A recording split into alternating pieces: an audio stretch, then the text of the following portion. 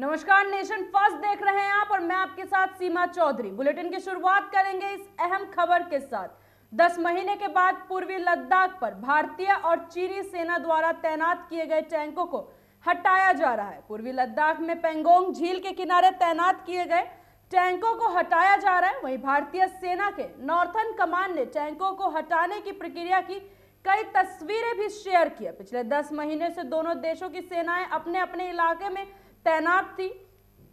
इसके अलावा भारतीय सेना की ओर से वीडियो भी जारी की गई थी जिसमें दोनों देशों की सेनाओं की ओर से टैंकों को हटाने की प्रक्रिया देखी जा सकती है। बता दें कि रक्षा सूत्रों ने जानकारी दी कि पूर्वी लद्दाख के पेंगोंग तसो के उत्तरी और दक्षिणी किनारे से भारत और चीन की सेनाओं की वापसी प्रक्रिया योजना के मुताबिक चल रही है और अगले 6 से 7 दिनों में वापसी की प्रक्रिया पूरी होने की उम्मीद है। सूत्रों के मुताबिक चीन की पीपुल्स लिबरेशन आर्मी ने कई बंकर, अस्थायी चौकियां और अन्य ढांचों को उत्तरी किनारे वाले इलाकों से हटा लिया है और क्षेत्र में अपने सैनिकों की संख्या धीरे धीरे कम कर रही है। दोनों पक्षों की फील्ड कमांडर लगभग रोजाना बैठक कर रहे हैं ताकि वापसी की प्रक्रिया को आगे बढ़ा सके, जिसे 9 दौर की उच्च स्तरीय सैन्य वार्ता के बाद पिछले हफ्ते अंतिम रूप दिया गया था। 9 महीनों के गतिरोध के बाद दोनों देशों की सेनाएं पेंगोंग के उत्तर और दक्षिणी किनारों से वापसी पर रजामंद हुई, जिसके तहत दोनों पक्षों को चरणबद्ध, समन्वित और सत्यापित तरीके से सेनाओं को अग्रिम मोर्चे से हटाना है। वहीं आपको बता दें कि समझौते के मुताबिक चीन को उत्तरी किनारे का फिंगर 8 के पूर्वी इलाकों की तरफ सैनिकों को लेकर जाना है, जबकि भारतीय सेना क्षेत्र में फिंगर 3 के पास धन सिंह थापा पोस्ट स्थित अस्थायी अड्डे पर लौटेगी। सूत्रों के मुताबिक वापसी की प्रक्रिया के बाद दोनों पक्ष तनाव कम करने की प्रक्रिया पर वार्ताएं करेंगी। रक्षा मंत्री सिंह ने संसद में कहा था कि पेंगोंग झील इलाके से वापसी की प्रक्रिया पूरी होने के 48 घंटे के भीतर दोनों पक्षों के वरिष्ठ कमांडरों की अगली बैठक पर सहमति बनी है ताकि शेष मुद्दे पर भी समाधान निकाला जा सके।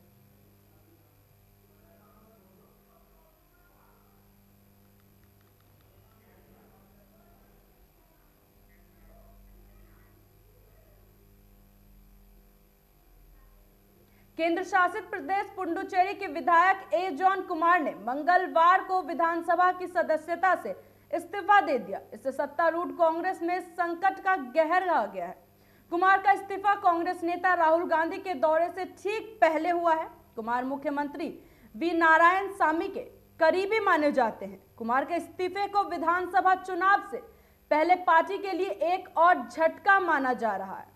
ए जॉन कुमार वर्ष 2019 में हुए उपचुनाव में कामराज नगर सीट से निर्वाचित हुए थे और बुधवार को विधानसभा चुनाव के लिए प्रचार की शुरुआत करने आ रहे राहुल गांधी के दौरे से पहले विधानसभा से इस्तीफा देने वाले वे चौथे कांग्रेसी विधायक हैं। कुमार का इस्तीफा पार्टी के वरिष्ठ विधायक मलालजी कृष्णा राव के इस्तीफे के बाद आया, जिन्होंने पहले स्वास्थ्य मंत्री का पद छोड़ दिया था और सोमवार को विधानसभा से भी इस्तीफा दे दिया। सूत्रों के मुताबिक जॉन कुमार ने विधानसभा अध्यक्ष वीवी शिवकोलुधु से उनके कार्यालय जाकर मुलाकात की और हाथ से लिखा अपना इस्तीफा सौंप दिया। विधानसभा अध्यक्ष ने कहा कि वह पत्र का अध्ययन कर रहे हैं और जल्द फैसला लेंगे। उन्होंने बताया कि उन्हें मलाजी कृष्णा राव का इस्तीफा घर से सोमवार रात को फैक्स से मिला। कुमार के इस्तीफे के साथ ही सदन में कांग्रेस सदस्यों की संख्या 10 हो गई है एवं विधानसभा में सत्ता एवं विपक्ष के 14 सदस्य हो गए। विधानसभा में 30 सीटें हैं, जबकि 3 सीटें नामांकित सदस्यों के लिए है। सूत्रों के मुताबिक जॉन कुमार सबसे पहले विधानसभा अध्यक्ष के आवास पर गए और अपना इस्तीफा सौंपा, लेकिन विधानसभा अध्यक्ष ने विधानसभा परिसर स्थित कार्यालय आकर अपना इस्तीफा देने को कहा। उन्होंने बताया कि इसके बाद कुमार विधानसभा अध्यक्ष के कार्यालय गए और अपना इस्तीफा सौंप दिया।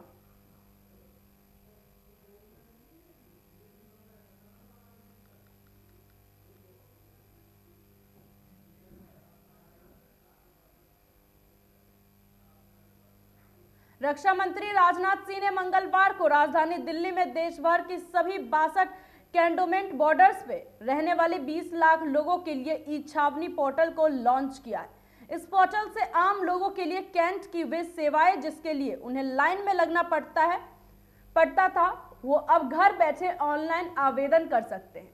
इन सुविधाओं में जन्म मृत्यु पंजीकरण, सिविल लाइन की मरम्मत, ट्रेड लाइसेंस, मोबाइल डायलेट लोकेटर इत्यादि शामिल है। रक्षा मंत्री ने कहा कि मोदी सरकार देश की सामाजिक आर्थिक उत्थान की दिशा में भरपूर काम कर रही है। इसी कड़ी में कैंट में रहने वाले लोगों का जीवन सुविधाजनक बने उसी दिशा में ई छावनी पोर्टल लॉन्च किया गया है। हालांकि क्योंकि सरकार प्रधानमंत्री नरेंद्र मोदी के मूल मंत्र minimum government and maximum governance पर काम करती है, राजनाथ सिंह ने कहा कि वे खुद लंबे समय तक जनप्रतिनिधि रहे हैं और जानते हैं कि छावनियों में रहने वाले लोगों को काफी समस्याओं से गुजरना पड़ता है।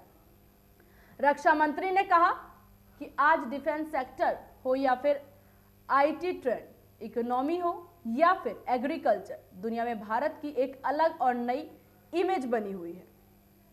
तो रक्षा मंत्री राजनाथ सिंह ने एक नई सौगात दी है जिसपे उन्होंने कैंटोनमेंट बॉर्डर्स के लिए ई छावनी लॉन्च किया और 20 लाख लोगों को बताया जा रहा है कि इससे फायदा पहुंचेगा।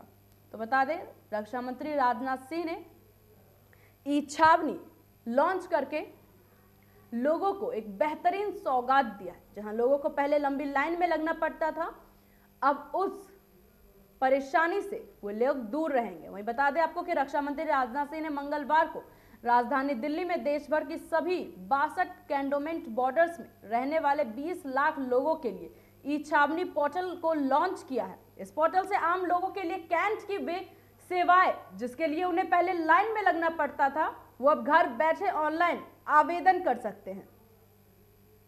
इन सुविधाओं में जन्म मृत्यु पंजीकरण, सिविल लाइन की मरम्मत, trade licence, mobile dial kit, locator इत्यादि शामिल है। वहीं आपको बता दें, रक्षा मंत्री ने कहा कि मोदी सरकार देश की सामाजिक आर्थिक उत्थान की दिशा में भरपूर काम कर रही है। इस कड़ी में कैंट में रहने वाले लोगों का जीवन सुविधाजनक बने उसी दिशा में ई छावनी पोर्टल लॉन्च किया गया है, क्योंकि सरकार प्रधानमंत्री नरेंद्र मोदी के मूल मंत्र minimum government and maximum governance पर काम कर रही है। राजनाथ सिंह ने कहा कि वे खुद लंबे समय तक जनप्रतिनिधि रहे हैं और जानते हैं कि छावनियों में रहने वाले लोगों को काफी समस्याओं से गुजरना पड़ता है।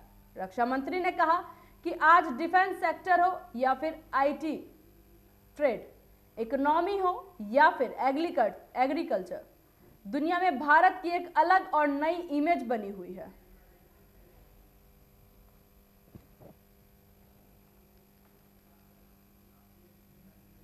यूपी गेट पर चल रहे किसान आंदोलन में गर्मी से निपटने की तैयारी में किसान जुट गए हैं। किसानों की तरफ से गर्मी से बचने के लिए कूलर मंगाए जा रहे हैं। वहीं बिजली व्यवस्था के लिए किसान अस्थायी कनेक्शन के लिए विद्युत निगम में आवेदन करेंगे। विद्युत निगम से कनेक्शन नहीं मिलता तो किसान आंदोलन स्थल पर जनरेटर की व्यवस्था करेंगे। यूपी गेट पर 82 दिनों से किसान आंदोलन कर रहे हैं। सर्दी तो किसानों ने किसी तरह से काट ली, लेकिन अब गर्मी शुरू हो गई है। तेज धूप से बचने के लिए किसानों ने तैयारी शुरू कर दी है। आंदोलन स्थल पर कैंप में कूलर की व्यवस्था की जाएगी। वहीं किसानों की तरफ से कूलर के ऑर्डर दिए जा रहे हैं। कुछ लोगों ने कूलर आंदोलन स्थल पर पहुंचने लगेंगे। वहीं पे बता दें, विद्युत निगम से 100 किलोवाट का अस्थायी कनेक्शन आंदोलन स्थल पर देने की मांग की जाएगी। वहीं कनेक्शन लेने में आने वाले खर्चे और बिल का भुगतान किसान कमेटी की तरफ से किया जाएगा। अगर विद्युत निगम की तरफ से कनेक्शन नहीं जाता तो किसानों की तरफ से आंदोलन स्थल पर जनरेटर की व्यवस्था की जाएगी।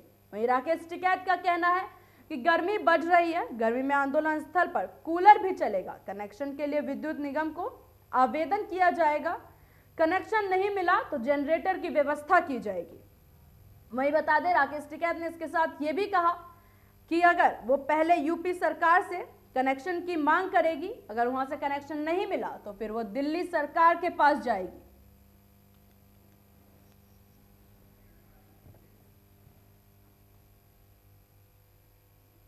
कृषि कानून बिल के खिलाफ करीब 82 दिन से ज्यादा दिनों से किसान धरने पर बैठे हैं, लेकिन कोई हल निकलता हुआ दिख नहीं रहा। कई किसान अपने गांव को लौट रहे हैं। वहीं महीनों पहले जहां धरना स्थल पर हजारों कैंप नजर आ रहे थे, अब उनके आधे ही रह गए।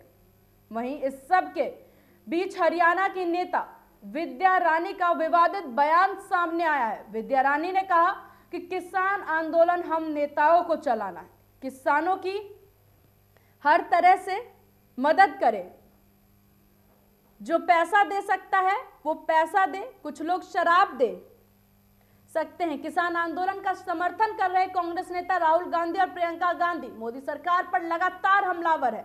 इस बीच कांग्रेस की एक नेता ने पार्टी की किरकिरी करा दी। वहीं हरियाणा के नेता किसान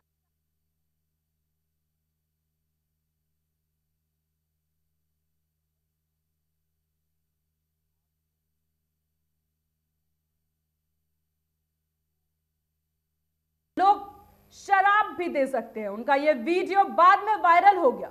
विद्या रानी हरियाणा के जिंद में कांग्रेस नेताओं से बातचीत कर रही थी। इस दौरान उन्होंने कहा कि किसान आंदोलन तो खत्म हो गया था, लेकिन 26 जनवरी के बाद यह फिर मजबूती से खड़ा हुआ है। अब हम लोगों को ही इस आंदोलन को आगे ले जाना है। ऐसे में आंदोलन कर रहे किसानों की हर तरह से मदद करनी चाहिए। जो सब्जी दे सकता है वो सब्जी दे, जो घी दे सकता है वो घी दे, जो पैसा दे सकता है उनकी सहायता करो। बता दें कि विद्या रानी जिंद जिले के गांव दनोदा की रहने वाली हैं। वे कांग्रेस की टिकट पर 2014 और 2019 में नवराना से विधानसभा चुनाव लड़ चुकी हैं। दोनों ही बार उनकी हार हुई है। वहीं बता दें, उनके इस विवादित बयान के बाद केंद्रीय मंत्री हरदीप पुरी ने उनके बयान की निंदा की और उन्होंने कहा कि कांग्रेस इस स्तर पर गिर गई है। यह दिखाता है कि किसानों का आंदोलन कांग्रेस के लिए क्या मायने रखता है। तो वहीं लगातार किसान पंचायत में शामिल हो रही प्रियंका गांधी सोमवार को बिजनौर पहुंची। यहां की फोटो के साथ उन्होंने मोदी सरकार के खिलाफ सोशल मीडिया पर एक पोस्ट शेयर किया। प्रियंका गांधी ने लिखा कि भगवान का सौदा करता है, इंसान की कीमत क्या जाने, जो गन्ने की कीमत ना दे सका वो जान की कीमत क्या जाने। वहीं दूसरी तरफ भारतीय किसान यूनियन के प्रवक्ता राकेश टिकैत ने प्रधानमंत्री मोदी के आंदोलन जीवी वाले बयान पर पलटवार किया। टिकैत ने कहा कि कुछ लोग हमें आंदोलन जीवी कहते हैं, जबकि सबसे बड़े आंदोलन जीवी तो हनुमान जी थे। उन्होंने अपनी पूंछ किसी और के लिए जलवाई थी। टिकैत ने महात्मा गांधी को भी आंदोलन जीवी बताया। इसके साथ ही किसान नेता ने कहा कि सरकार को किसानों से बातचीत करनी चाहिए, उन्हें पकड़कर जेल में नहीं डालना चाहिए।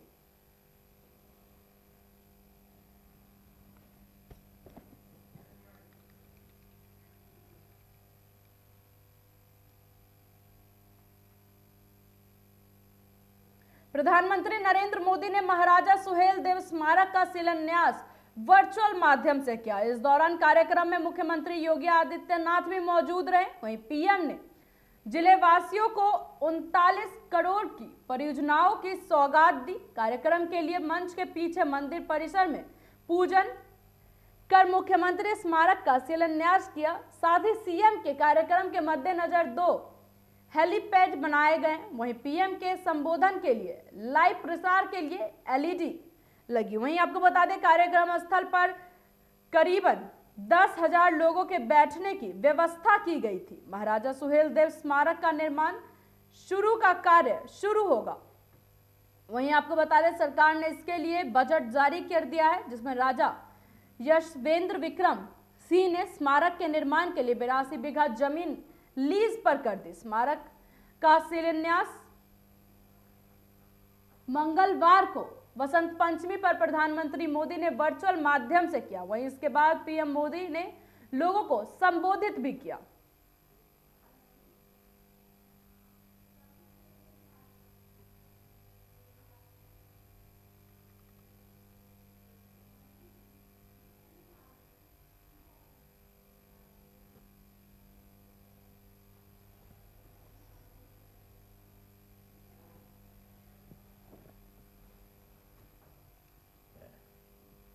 एक दो बीघा के 500 किसान परिवार जब संगठित होकर बाजार में उतरेंगे तो वो 500,000 बीघा के किसान से भी ज्यादा ताकतवर होंगे। इसी प्रकार किसान रेल के माध्यम से सब्जियां, फल, दूध, मछली और ऐसे अनेक व्यवसायों से जुड़े छोटे किसानों को अब बड़े बाजारों से जोड़ रहा है। जो नए कृषि सुधार किए गए हैं, इनका लाभ भी छोटे और सीमांत किसानों को सबसे अधिक होगा। उत्तर प्रदेश में इन नए कानूनों के बनने के बाद जगह जगह से किसानों के बेहतर अनुभव सामने आने में भी लगे हैं। इन कृषि कानूनों को लेकर भांति भांति का प्रचार करने की कोशिश की गई।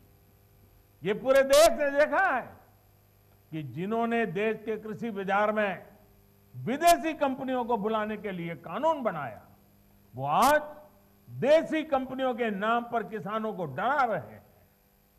साथियों, राजनीति के लिए झूठ और अपप्रचार की ये पोल अब स्वयं किसान खोल रहे हैं। नए कानूनों के लागू होने के बावजूद यूपी में इस बार पिछले साल की तुलना में 2 गुने किसानों का धान खरीदा गया। इस बार करीब 65 लाख मैट्रिक टन की खरीद यूपी में हो चुकी है, जो बीते साल की तुलना में लगभग 2 गुनी है। यही नहीं, योगी जी की सरकार गन्ना किसानों तक भी बीते सालों में 1 लाख करोड़ रुपए से अधिक पहुंचा चुकी है।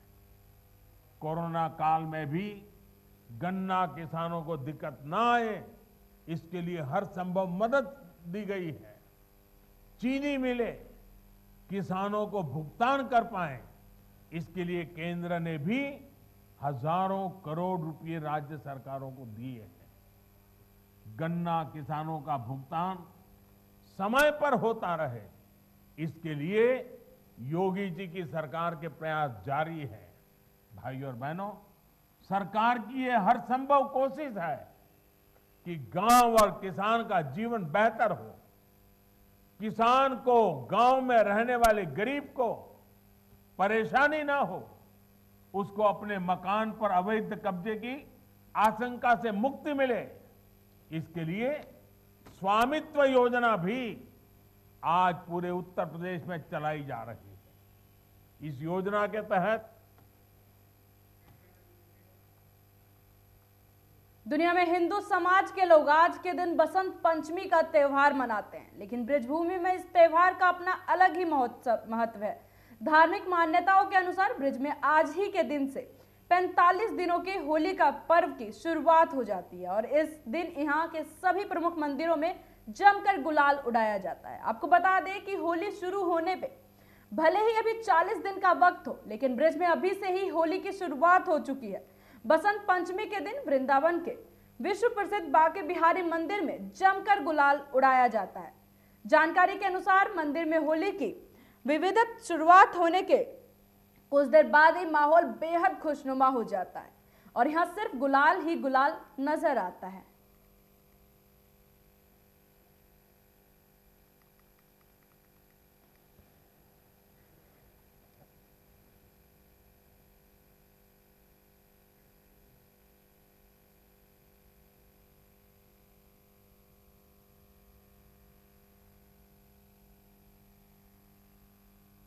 उत्तराखंड के चमोली जिले में आई त्रासदी का आज 9वां दिन है। आपदा के बाद लापता हुए लोगों के परिवार वालों की आस अब टूटती नजर आ रही है। वहीं आपको बता दें, आपदा के बाद अब तक सिर्फ 56 शव ही बरामद हुए हैं। इसमें से 30 लोगों की पहचान हो चुकी है। वहीं कल भी 5 शव मिले थे, जिनमें 3 शव तपोवन की सुरंग में मिले। आईटीबीपी और सेना की मदद से तलाशी और रेस्क्यू ऑपरेशन लगातार चल रहे हैं। हालांकि अभी भी 149 लोग लापता हैं।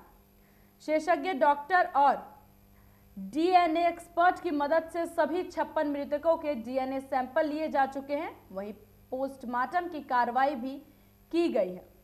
गढ़वाल मंडल आयुक्त रविनाथ रमन के मुताबिक तपोवन क्षेत्र में रेस्क्यू ऑपरेशन की समीक्षा के दौरान SDRF, NDRF, NTPC, army, police और जिला प्रशासन को आवश्यक दिशा निर्देश दिए गए हैं। उन्होंने तपोवन में barrage site, indicate ended tunnel पर उपकरण के सहयोग से मलबा रिमूवल कार्य और रेस्क्यू ऑपरेशन को युद्धस्तर पर जारी रखने का निर्देश भी दिया गया है उन्हें।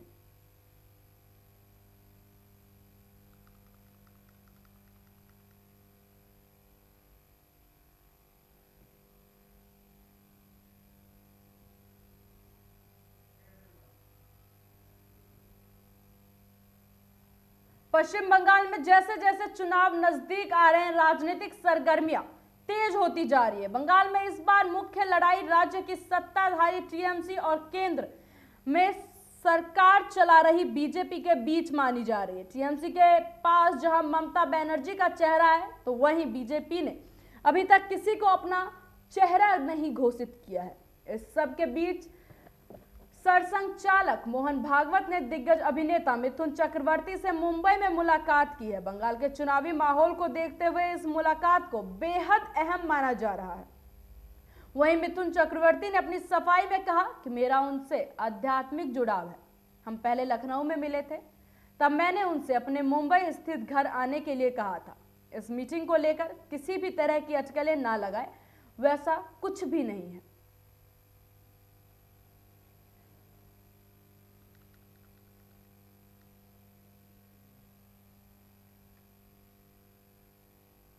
कांग्रेस महासचिव प्रियंका गांधी उत्तर प्रदेश के बिजनौर में एक किसान महासभा में शामिल हुई।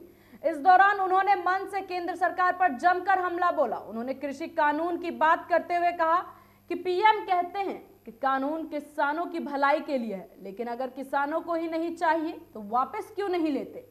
क्या जबरन भलाई करना चाहते हैं? फिर कहते हैं कि समझ नहीं पाए। प्रियंका गांधी ने वहां सवाल पूछते हुए कहा, मोदी राज में कमाई दोगुनी हुई क्या गन्ने का दाम बढ़ाया गया? देश का गन्ना किसानों का 15,000 करोड़ रुपए बकाया है। पीएम ने 16,000 करोड़ रुपए की कीमत के 2 हवाई जहाज खरीदे। 20,000 करोड़ रुपए का नया संसद भवन बनाया जा रहा है, लेकिन इस देश के किसान को 15,000 करोड़ नहीं दिए जा रहे। मोदी सरकार पर हमला करते हुए प्रियंका गांधी ने किसान महासभा में एक शेर भी पढ़ा। उन्होंने कहा, भगवान का सौदा करता है, इंसान की कीमत क्या जाने। एक गन्ने की कीमत ना दे सके तो जान की कीमत क्या जाने।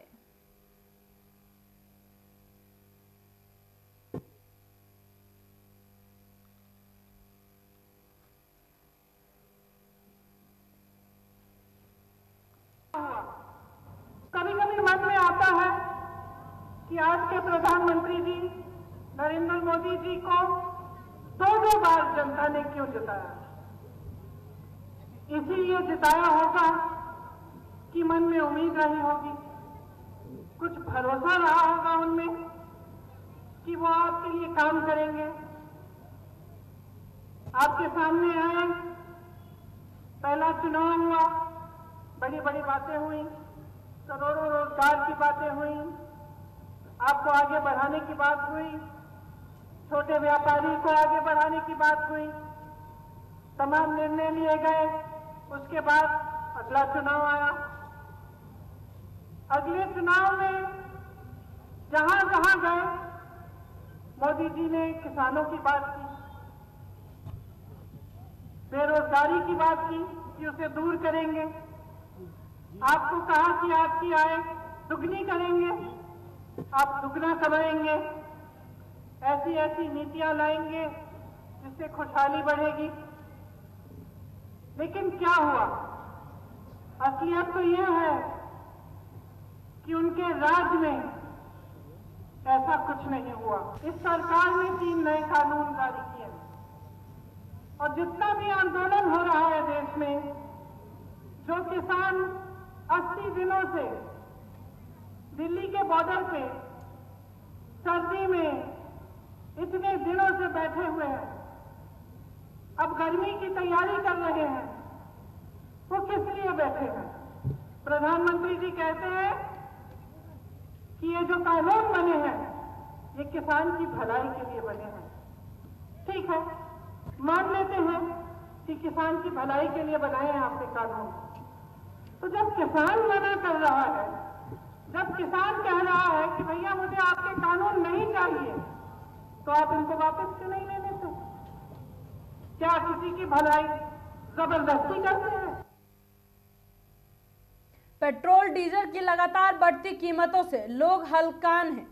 मध्य प्रदेश की राजधानी भोपाल में लगातार दूसरे दिन प्रीमियम पेट्रोल 100 रुपए प्रति लीटर की ऊपर की कीमत पर बिका। देश भर में बेतहाशा बढ़ती पेट्रोल डीजल की कीमतों से आम आदमी सोशल परेशान है, तो वहीं राजनीतिक दल भी धरना प्रदर्शन में जुटी है। दिल्ली में कांग्रेस ने खाली गैस सिलेंडर के साथ प्रेस कॉन्फ्रेंस कर मोदी सरकार पर ताबड़तोड़ सवाल दागे। कांग्रेस नेता सुप्रिया श्रीनेत ने कहा कि मोदी सरकार ने किसानों के साथ बर्बरता करने की ठान ली है, लेकिन अब देश के हर चूल्हे चौके, हर गृहिणी और आम आदमी की कमर तोड़ने का भी फैसला कर लिया है। केंद्र सरकार ने चूल्हे चौके में भी महंगाई की आग लगा दी है।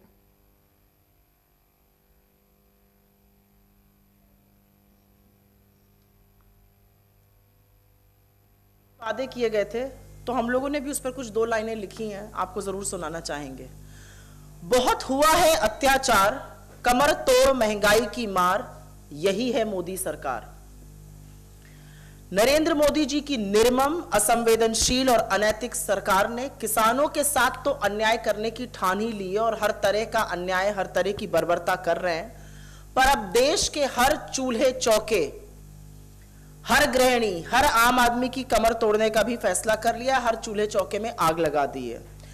पेट्रोल और डीजल के दाम आप सबको पता है 100 रुपए के पार हो गए हैं। पेट्रोल का दाम एक नया कीर्तिमान स्थापित किया है सरकार ने, और अब घरेलू गैस, जिसको कि रसोई गैस कहा जाता है, जिसके सिलेंडर रखे हैं, इनके दाम निरंतर बढ़ाए जा रहे हैं। 10 दिनों के अंदर, आज 15 तारीख है, मात्र 10 दिनों के अंदर इन सिलेंडर में, रसोई गैस के सिलेंडर में 75 रुपए कीमत का इजाफा हुआ है। 75 रुपए कीमत बढ़ी है।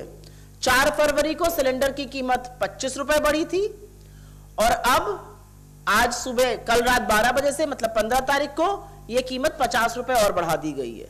और यही नहीं, दिसंबर 2020, मतलब 2 महीने के अंतर्गत यह कीमत 175 रुपए प्रति सिलेंडर बढ़ चुकी है, क्योंकि दिसंबर में आपको याद होगा 2 बार 50-50 रुपए की वृद्धि हुई थी।